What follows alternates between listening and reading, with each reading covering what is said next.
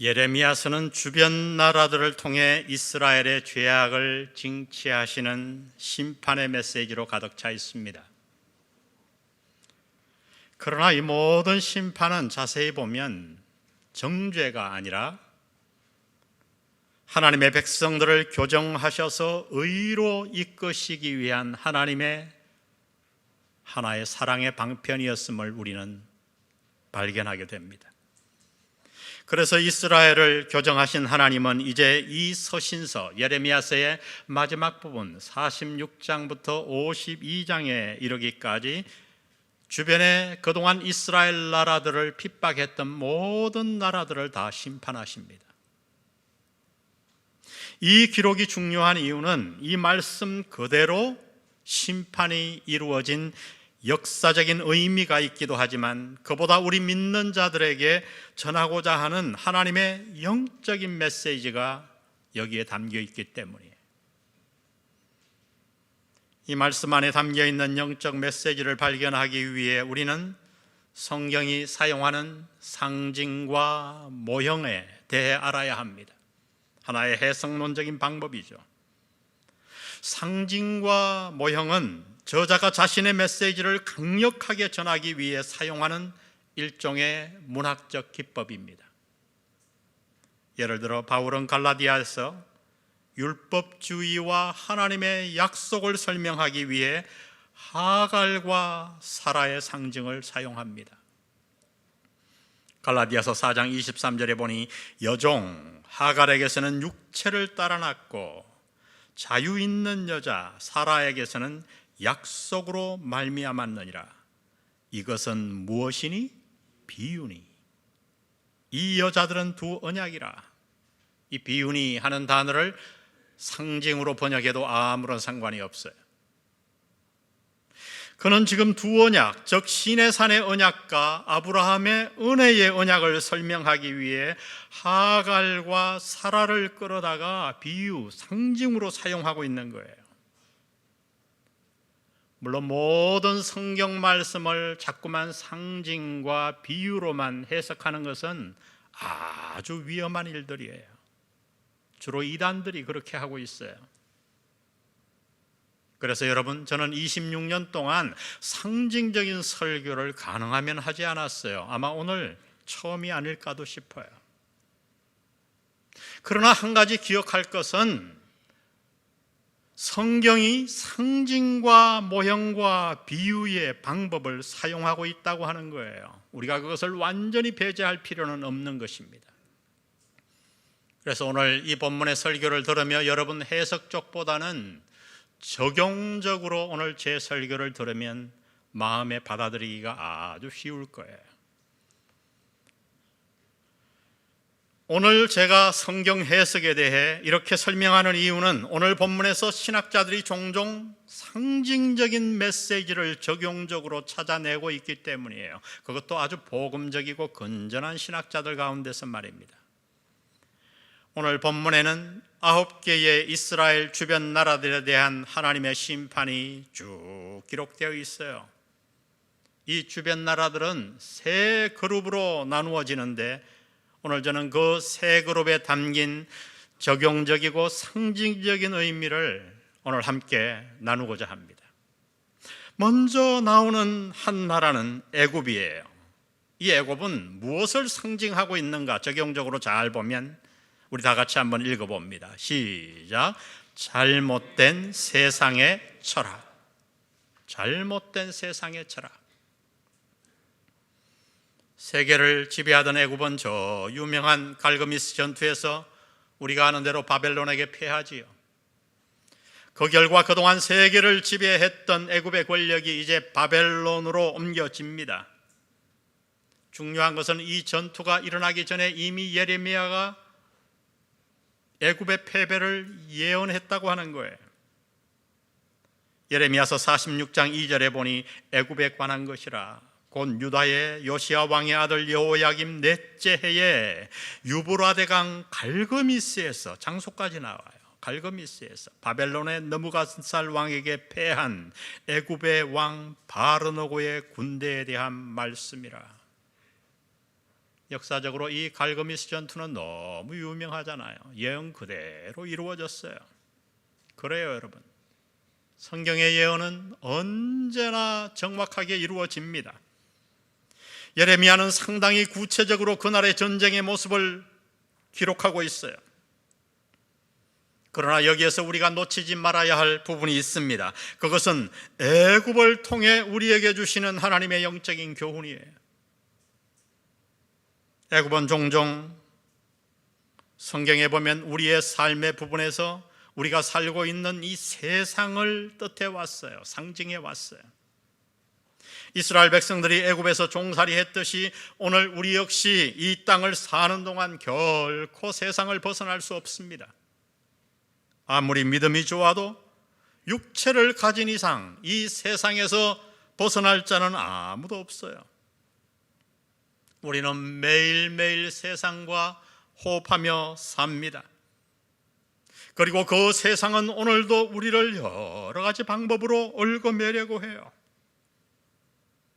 우리는 믿음 생활을 시작하고서 영적인 눈을 뜨고 이 세상이 얼마나 위험한지를 알고 나서 그 세상의 속박 종살이에서 벗어나려고 애를 쓰죠. 그리고 어느 순간 내 믿음이 충만해지는 그 순간에 이스라엘 백성들이 애굽의 속박에서 벗어났듯이 우리는 세상의 영향력에서 벗어나게 되는 거예요. 다 경험했을 거예요. 그런데 여러분, 그렇게 세상의 속박을 벗어났다고 생각하고 그 다음에 신앙생활을 하는 동안 우리에게 아주 한 가지 신기한 일이 벌어져요. 그것은 바로 종종 이스라엘 백성들처럼 이스라엘 백성들이 애굽을 그리워했던 것처럼 우리 마음 안에 세상적인 그리움이 종종 찾아온다고 하는 거예요.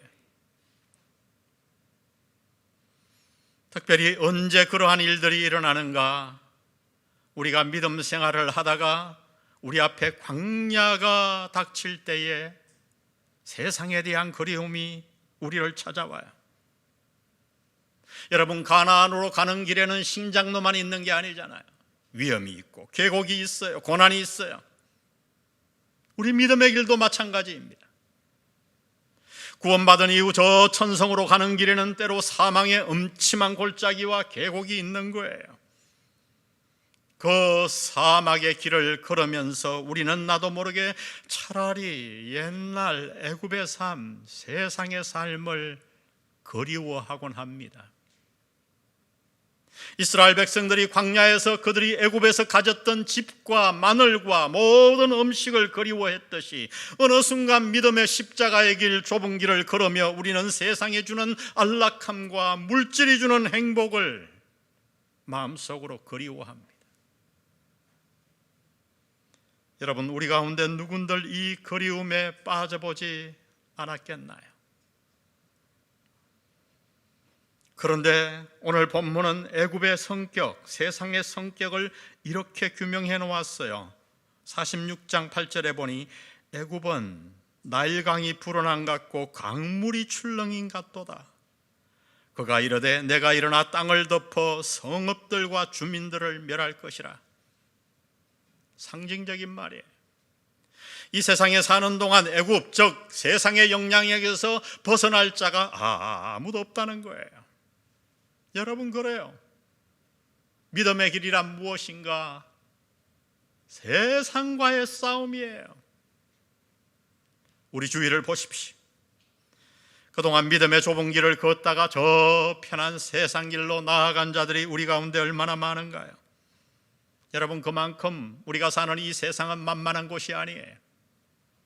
성경은 세상을 아무것도 아니라고 무시하지 않습니다.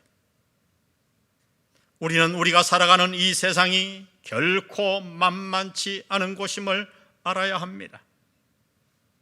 아니, 그 위험과 유혹이 너무 커서 나일강이 불어나 땅을 덮은 같이 세상이 우리의 삶을 얼마든지 덮을 수 있음을 우리는 알고 있어야 돼요. 그러나 여러분,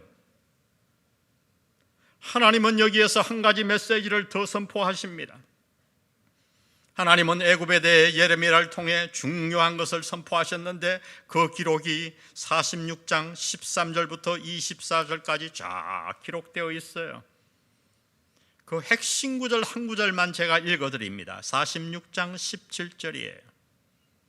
그들이 그곳에서 부르짖기를 애굽의 바로 왕이 망하였도다. 그가 기회를 놓쳤도다. 개역 개정의 번역을 제가 읽어드렸는데 사실 히브리어를 지극하면 조금은 다른 의미예요. 오늘 개역 개정은 그렇게 확실하게 번역되었다고 말할 수 없어요. 제가 표준 새번역을 여러분에게 한번 읽어드립니다. 표준 새번역은 이렇게 번역했어요. 이제는 이집트 왕 바로를 기회를 놓친 떠벌이라고 불러라. 하나님이 애굽을 치셨고 애굽이 망했어요. 그러자 뭐라고 부르냐 하면 이제부터는 이집트 왕 바로를 기회를 놓친 떠벌이라고 부르라고 하나님이 말씀하십니다. 현대인의 성경은 이렇게 번역했어요. 너희는 이집트 바로 왕이 기회를 놓친 허풍선이라고 외쳐라. 온 세상을 덮었던 애굽, 우리의 믿는 자의 삶뿐만 아니라 이 세상의 삶을 덮는 잘못된 세상의 그 철학, 그렇게 강력했던 그것들을 향해 하나님은 말씀하십니다. 그들을 징계하시며 이제부터 너희는 그 세상의 잘못된 철학과 능력을 허풍쟁이라고 불러라, 떠벌이라고 불러라. 여러분, 이것이 오늘 본문이 말하고 있는 애굽, 즉 우리가 살고 있는 이 세상의 성격이에요. 그것은 한마디로 떠벌이요 허풍선이라는 거예요. 여러분, 우리가 사는 이 세상은 지금도 우리에게 자신의 메시지를 계속 불어넣고 있죠. 세상이 곧 행복이야. 남보다 작은 아파트로는 죽어도 행복할 수 없어. 아파트 평수를 넓혀. 결국엔 권력이야. 높이 올라가야 행복한 거야. 그러니 수단과 방법을 가리지 말고 높이 높이 올라가. 너희의 자녀들을 높은 자리로 올려. 기회가 올 때 즐겨. 이제부터는 너 자신을 위해 살아. 생은 지금뿐이야. 지나가면 그뿐이야. 그러니 마음껏 네 하고 싶은 대로 살아. 내 인생의 주인은 너야. 여러분, 얼마나 많은 세상의 소리들이 있습니까? 온갖 드라마와 수많은 미디어들을 통해 세상은 지금도 우리에게 이러한 메시지를 쏟아넣고 있는 거예요. 그런데 하나님은 오늘 본문을 통해 우리에게 선포하십니다. 그 모든 세상의 소리는 허풍선이라고요. 떠벌이, 즉 다시 말하면 쓸데없는 잡음에 불과하다는 거예요. 이것이 세상의 소리에 대한 하나님의 진단입니다.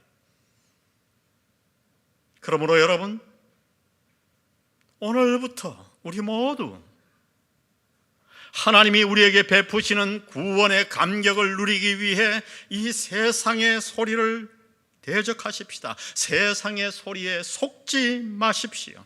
그것은 아무런 가치가 없는 소음이요, 그럴듯하게 보일지 몰라도 전혀 실속이 없는 허풍선에 불과합니다.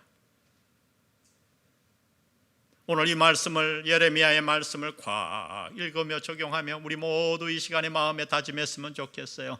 하나님, 그렇습니다. 나도 모르게 세상에 속았습니다. 세상의 소리에 속았습니다.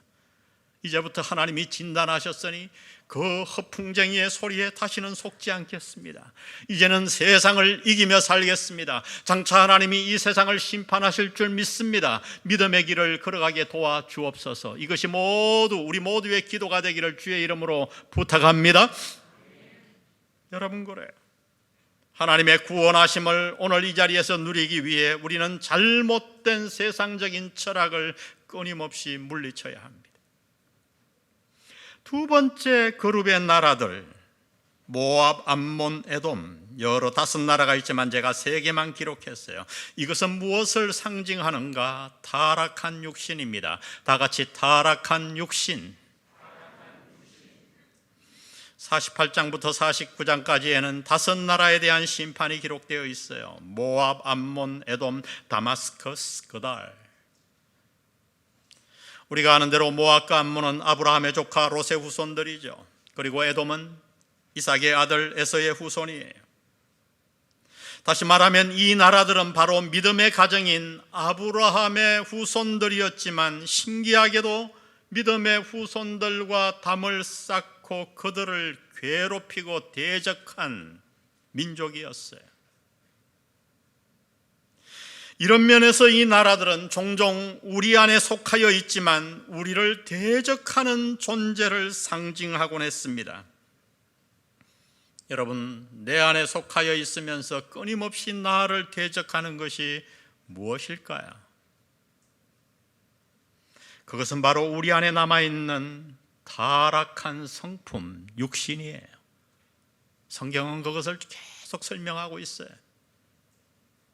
성경에서 육신이라는 말이 우리의 몸을 뜻하기도 하지만 대부분 구원받은 우리를 끊임없이 괴롭히는 내 안에 남아있는 타락한 본성을 뜻하지요.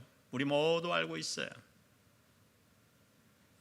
우리는 이 나라들에 대한 하나님의 심판을 바라보며 내 안에 남아있는 육신에 대해 알고 그들을 끊임없이 대적해야 돼요. 모압의 특징을 설명하며 오늘 본문은 이렇게 말합니다. 48장 11절에 보니 모압은 젊은 시절부터 평안하고 포로도 되지 아니하였으므로 마치 술이 그 찌꺼기 위에 있고 이 그릇에서 저 그릇으로 옮기지 않은 것 같아서 그 맛이 남아있고 냄새가 변하지 아니하였도다. 상징적인 언어들이죠. 한마디로 말하면 별로 잘못된 것이 없어 보이고 잘 변하지도 않는다는 거예요. 이 특징을 설명한 거예요. 여러분 살펴보세요. 우리의 육신이 그렇지 않습니까? 우리는 태어나면서부터 내 안에 있는 육신과 계속 더불어 살아왔기 때문에 내 안에 있는 육신이 잘못되었다는 사실을 잘 깨닫지 못해요. 그 결과 나를 변화시키려고 하지 않아요. 우리가 가장 후한 점수를 주는 곳이 어딘지 아십니까? 그것은 바로 나예요. 나. 우리는 나의 모든 것들에 대해 굉장히 후해요. 웬만하면 다 합리화시켜서 나의 태도나 내 생각 그리고 나의 판단과 내 행동을 다 정당화시킵니다. 여러분, 그것이 바로 우리가 쉽게 변화되지 않는 이유지요. 그런데 오늘 본문에 보니 그러한 모압을 하나님은 이렇게 심판하십니다. 12절에 보니 그러므로 여호와께서 말씀하시니라 날이 이르리니 내가 술을 옮겨 담는 사람을 보낼 것이라 그들이 기울여서 그 그릇을 비게 하고 그 병들을 부수리니. 상징적인 언어들이 계속 나옵니다. 하나님이 그러면 왜 모압을 심판하시는가? 그 모압을 심판하는 구체적인 이유를 상징이 아니라 명확하게 하나님은 이렇게 설명해 놓으셨어요. 29절에 보세요.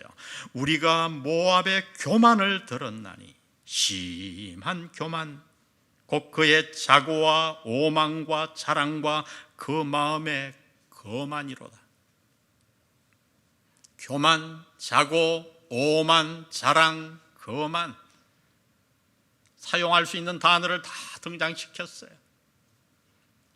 왜냐하면 이것이 바로 우리 안에 있는 육신의 특징이기 때문이에요.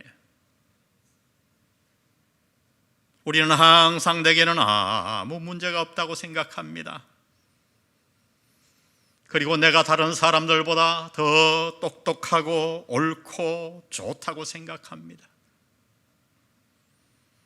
이 교만한 육신이 우리를 하나님께로 나아가지 못하게 하는 거예요. 겉으로 입으로는 내가 죄인이라고 말하지만 마음 깊은 곳에서는 내가 정말 하나님 앞에 죄인임을 잘 인정치 않아요. 그래서 어떻습니까? 우리에게는 애통함이 없는 거예요. 주님이 이것을 아시고 애통하는 자는 복이 있나니.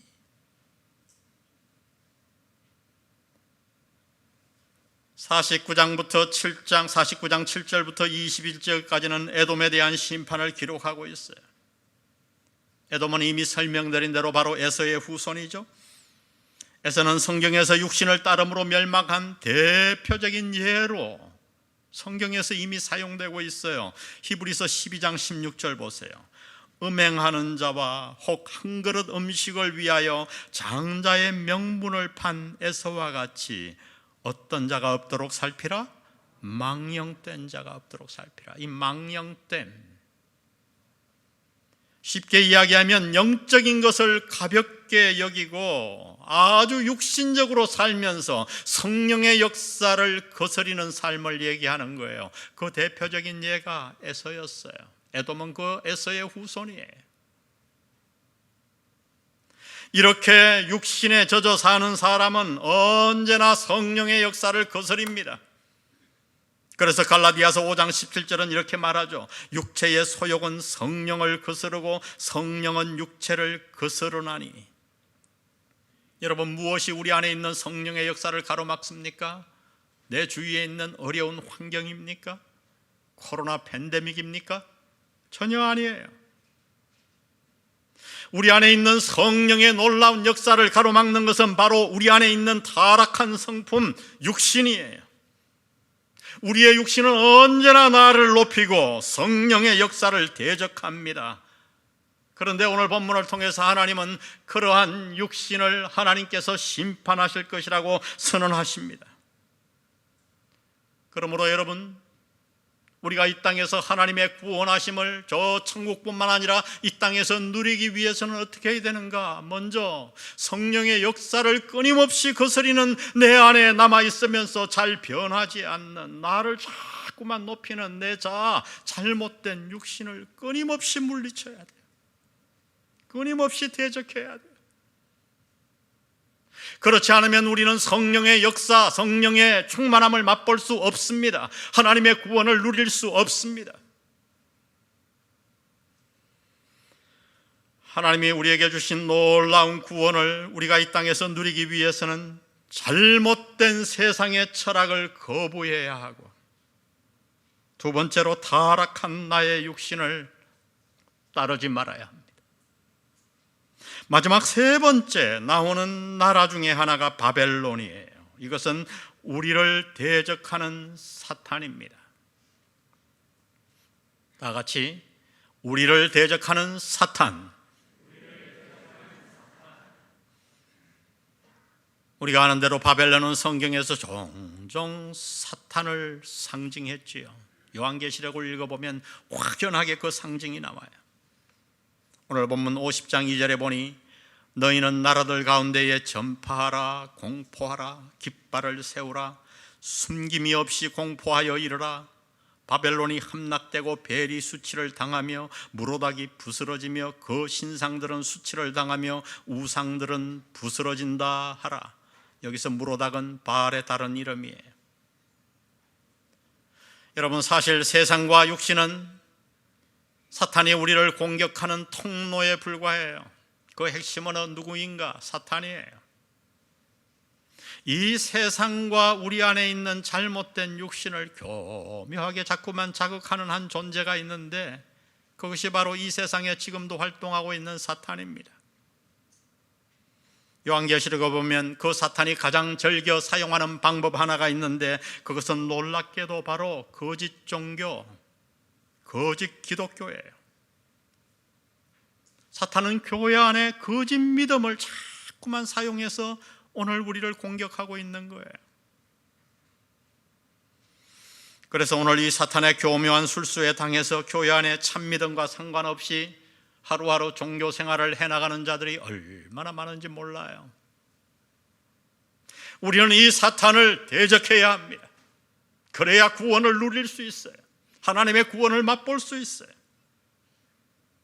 세상의 잘못된 철학과 타락한 육신을 통해 오늘도 우리를 끊임없이 속이고 유혹하는 그 사탄의 괴계를 우리가 잘 알아야 돼요. 오늘 본문에 보니 감사하게도 하나님은 한 가지 놀라운 사실을 선포하십니다. 그것은 바로 때가 되면 하나님이 사탄을 반드시 심판하실 것이라고 선언해 주십니다.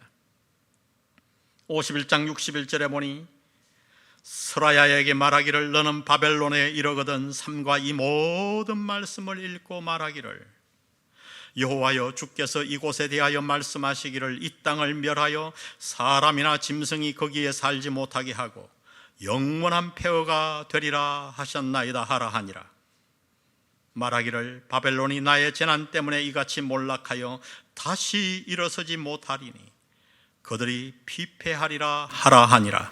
예레미야의 말이 이에 끝나니라. 이게 예레미야서의 마지막이에요.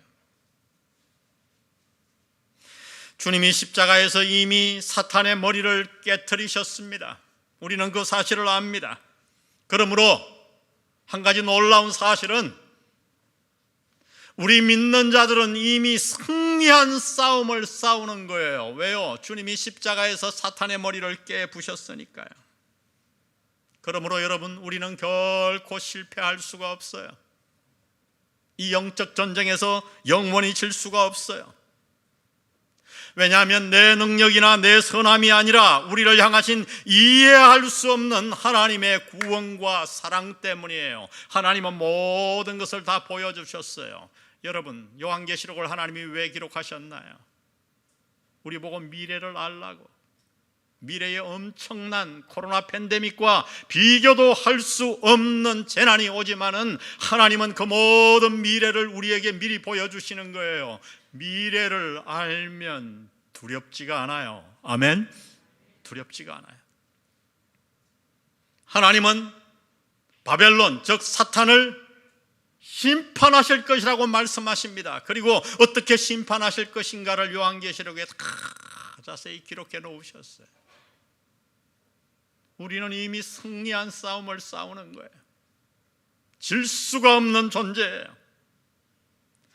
세상과 육신과 사탄을 심판하시며 하나님은 그래서 오늘 본문 말씀에 우리에게 놀라운 말씀을 기록해 놓으셨어요. 오늘 우리가 읽었던 이 두 절의 말씀이에요. 구원의 말씀이죠. 이 말씀을 다시 한번 보십시오. 46장 27절. 내 종 야곱아 두려워하지 말라. 이스라엘아 놀라지 말라. 보라, 내가 너를 먼 곳에서 구원하며 내 자손을 포로된 땅에서 구원하리니 야곱이 돌아와서 평안하며 걱정 없이 살게 될 것이라.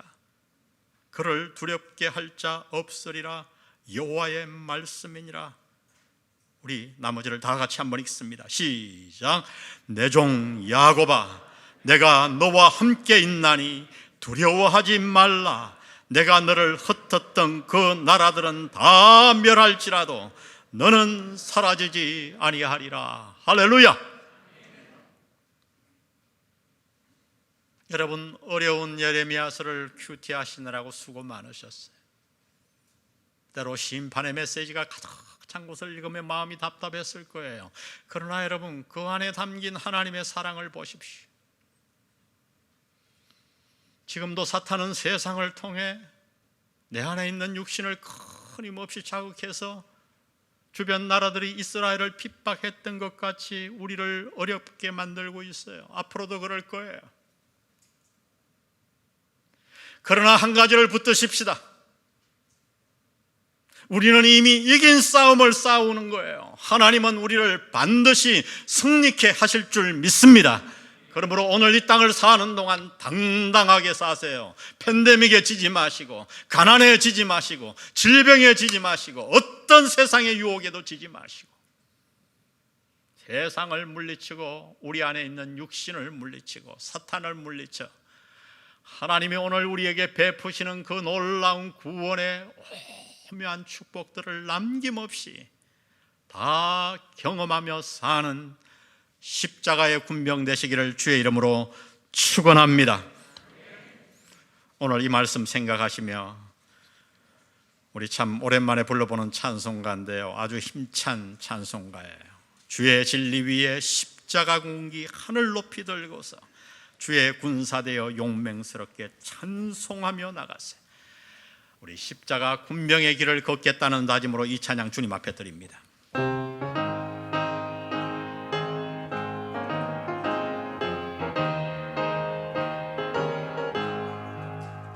주의 진리 위에 십자가 군기 하늘 높이 들고서 주의 군사 되어 용맹스럽게 찬송하며 나가세. 아멘. 나가세 나가세 주 예수만을 위하여 목숨 가지고 바치고 싸움터로 나가세. 원수들이 비록 강할지라도 주의 군기 붙잡고 주의 진리 위에 용기 다하여 분발하여 싸우세. 나가세 나가세 나가세 주 예수만을 위하여 목숨 가지도 바치고 싸움터로 나가세. 산과 들과 바다 가는 곳마다 주의 군기 날리며 반갑고도 기쁜 승리의 소식 온 세상에 전하세. 나가세 나가세 주 예수만을 위하여 목숨 가지고 바치고 싸움터로 나가세. 간주 듣고 사절합니다.